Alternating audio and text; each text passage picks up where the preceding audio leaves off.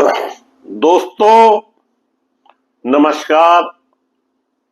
सीधे बोल में आप सभी का स्वागत है।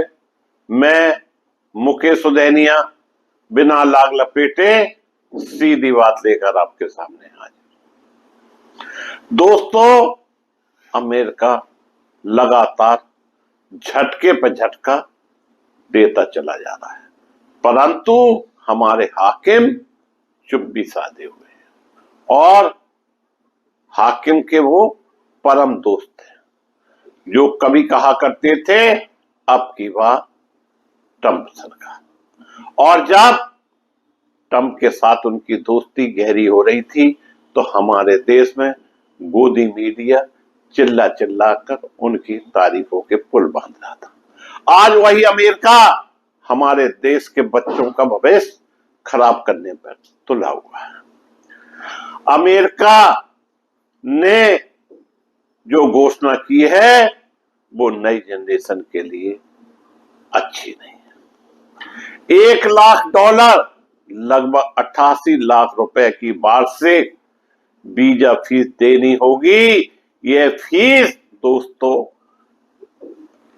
1BH मतलब H-1B वीजा जैसी कैटेगरी पर लगेगी। दोस्तों, लगभग 5.5 करोड़ लोगों के ऊपर यह आफत का पहाड़ टूटने वाला है, जिससे बड़े पैमाने पर भारतीय टेक, हेल्थ केयर और फाइनेंस जैसे सेक्टर्स में जॉब करने के लिए अमेरिका का रुख करते हैं। इससे विदेशी वर्कर्स को हायर करना महंगा हो जाएगा। इन नए नियमों के बाद वीजा फीस $2 से $15 से ज्यादा हो जाएगी। H-1B वीजा उन लोगों को दिया जाता है जिनके पास कम से कम बैचलर्स डिग्री है। इस वीजा के जरिए उन विदेशी वर्कर्स को देश में जॉब की इजाजत मिलती है जो हाई स्किल वाली फील्ड में जॉब करते हैं। अमेरिका कंपनियां टेक, फाइनेंस, हेल्थ केयर जैसे सेक्टर्स में हाई स्किल विदेशी वर्कर्स की हायरिंग इसी वीजा से करती है। दोस्तों, हर साल 65,000 H-1B वीजा जारी होते हैं, जबकि 20,000 वीजा अमेरिका से मास्टर्स करने वाले स्टूडेंट के लिए रिजर्व होते हैं। राष्ट्रपति डोनाल्ड ट्रंप ने जोर देते हुए कहा कि टेक इंडस्ट्री उनके इस फैसले का विरोध नहीं कर रही है। उन्होंने कहा कि नए नियम का मकसद देश में उन लोगों को लाना है जो सच में हाई स्किल वाले हैं, यानी चित्त भी उनकी, पट्ट भी उनकी, और वे अमेरिकी वर्कर्स की जगह नहीं लेते हैं। ट्रंप ने आगे कहा कि हमें वर्कर्स चाहिए, हमें अच्छे वर्कर्स चाहिए, और इससे यह सुनिश्चित हो जाता है कि ऐसा ही होने वाला है। अभी तक इस मामले पर अमेज़न, एप्पल, गूगल और मेटा जैसी बड़ी कंपनियों ने कोई बयान नहीं दिया है। दोस्तों, माइक्रोसॉफ्ट ने टिप्पणी से इनकार कर दिया। राष्ट्रपति ट्रंप ने जोर देते हुए कहा कि टेक इंडस्ट्री उनके इस फैसले का विरोध नहीं कर रही है। उन्होंने कहा कि इससे देश की उन्नति होगी। इतना ही नहीं, अमेरिकी कंपनी को स्पेशलाइज्ड काम करने के लिए विदेशी वर्कर्स की हायरिंग की इजाजत होती है। इसकी शुरुआत 1990 में हुई थी दोस्तों। H-1B वीजा के जरिए उन लोगों को देश में जॉब करने की इजाजत दी जाती है जिनके पास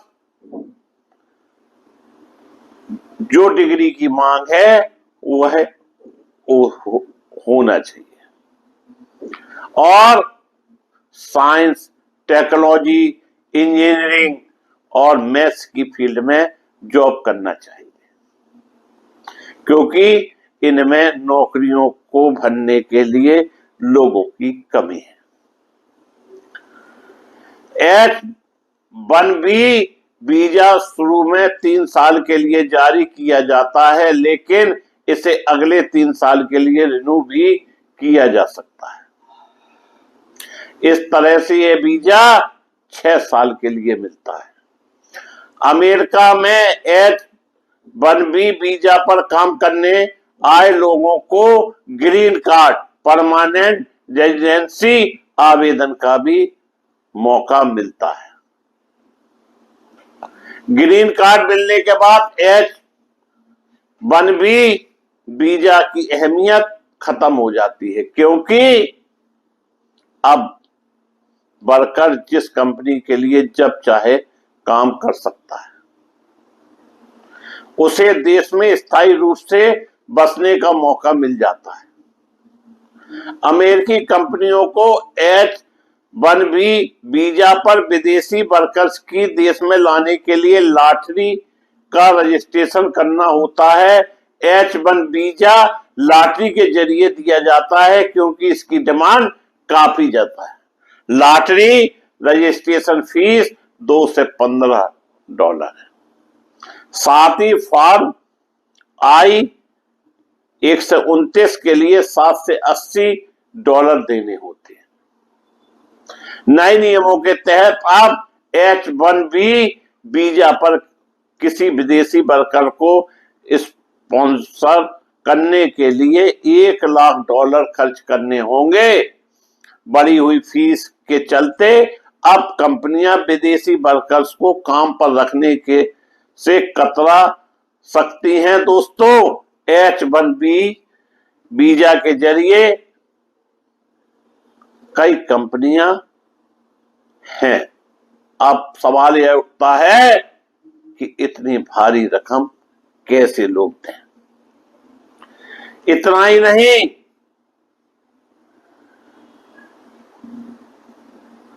10,000 से ज्यादा वर्कर्स को H-1 वीजा पर हायर किया हुआ है। सबसे ज्यादा H-1 वीजा होल्डर्स कैलिफोर्निया में रहते हैं, क्योंकि यहां सभी बड़ी टेक कंपनियों के दफ्तर मौजूद हैं। भारतीय टेक वर्कर्स का पसंदीदा ठिकाना भी कैलिफोर्निया ही है और लगने वाले शुल्क को बढ़ाकर $1 लाख अमेरिकी डॉलर करीब 88 लाख रुपए कर दिया है, जिसके बाद आम आदमी पार्टी ने डॉलर के इस कदम पर अपनी प्रतिक्रिया दी। आम आदमी पार्टी के नेताओं ने इस कदम को भारतीयों के लिए जोरदार झटका बताते हुए प्रधानमंत्री नरेंद्र मोदी पर तीखा कटाक्ष किया। उनका कहना है कि अपने मित्र मोदी के लिए ट्रंप की तरफ से इससे बड़ा तोहफा और क्या हो सकता है।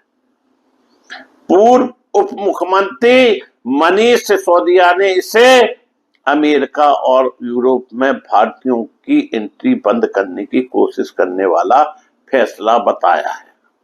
उन्होंने कहा कि भारतीयों की इस तरह की बेइज्जती और बेरुखी पहले कभी नहीं हुई है। दोस्तों,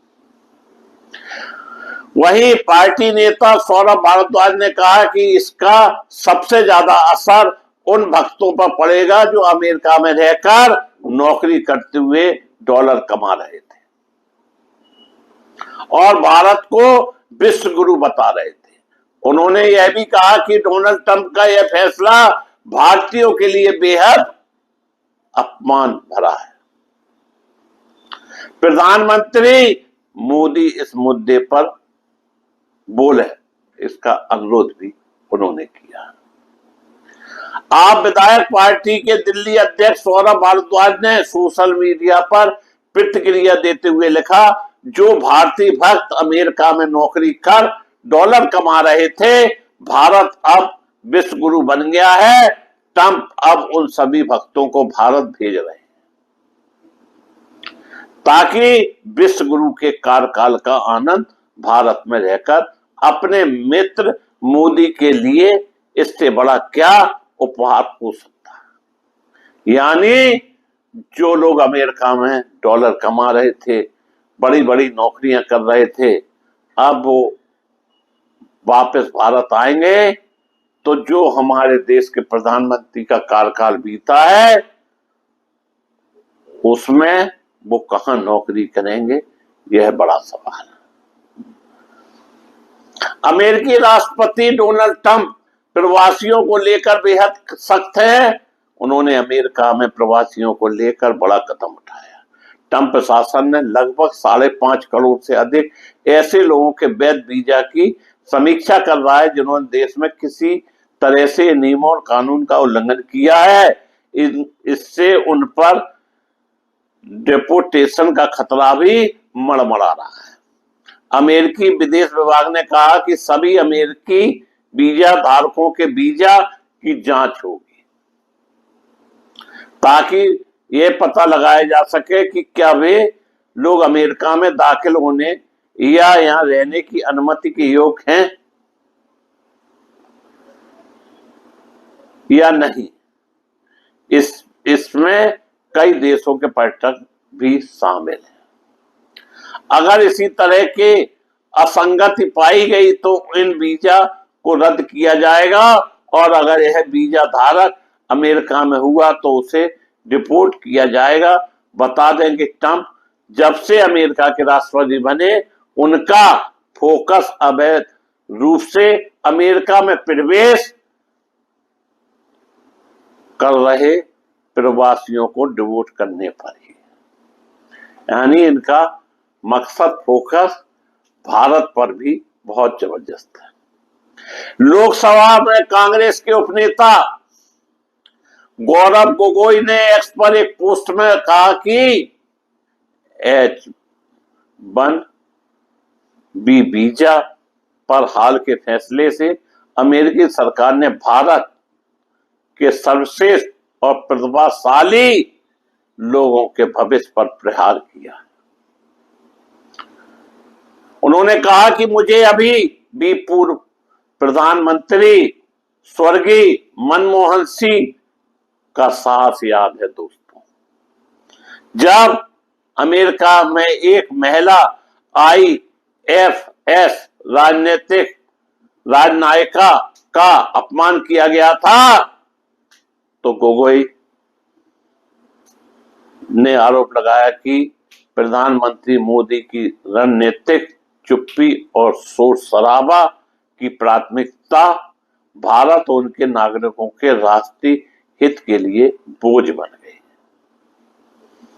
कांग्रेस नेता पवन खेड़ा ने एक्स पर पोस्ट किया कि 8 साल बाद राहुल गांधी एक बार फिर निर्दोष साबित हुए।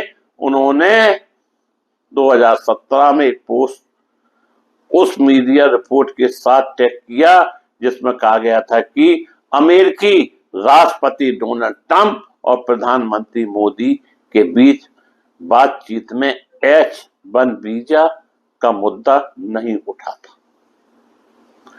खेड़ा ने प्रधानमंत्री पर हमला करते हुए कहा कि उन्होंने 2017 में ही इस पर चिंता जताई थी और तब से कुछ भी नहीं बदला। भारत अभी भी एक कमजोर प्रधानमंत्री के हाथों में फंसा हुआ है। दोस्तों, अमेरिका के राष्ट्रपति डोनाल्ड ट्रंप जिस तरह से आए दिन भारत के लिए एक नया फरमान जारी करते हैं, कभी कहते हैं कि हिंदुस्तान पाकिस्तान का सीज फायर उन्होंने रुकवाया था, कभी टैरिफ का हौवा दिखाते हैं, कभी हमारे भारतीयों को हाथों पैरों में हथकड़ी डालकर भारत भेजते हैं। आखिरकार अमेरिका लगातार आंखें दिखा रहा है और हमारे हाकिम चुप्पी साधे हुए हैं। अब हमारे हाकिम को स्वदेशी याद आने लगे, जबकि देश तो किस स्थिति में है सभी जानते हैं। यहां पर रोजगार की क्या स्थिति है, इस पर क्या बोला जाए। बहरहाल जो अमेरिका के राष्ट्रपति डोनाल्ड ट्रंप ने किया, इससे निश्चित रूप से उन लोगों को पर असर पड़ेगा जो अमेरिका में नौकरी कर रहे हैं या वो वीजा लेना चाहते हैं। अब वो उसकी कीमतें इतनी बढ़ गई हैं कि लगता नहीं है कि जो होनहार छात्र हैं वो कैसे अपनी इच्छाओं को पूरा कर सकेंगे और कब हमारे देश के हाकिम इस पर बोलेंगे। मैं मुकेश सुधैनिया पुनः आप सभी को धन्यवाद देता हुआ अपनी बात समाप्त करता हूं।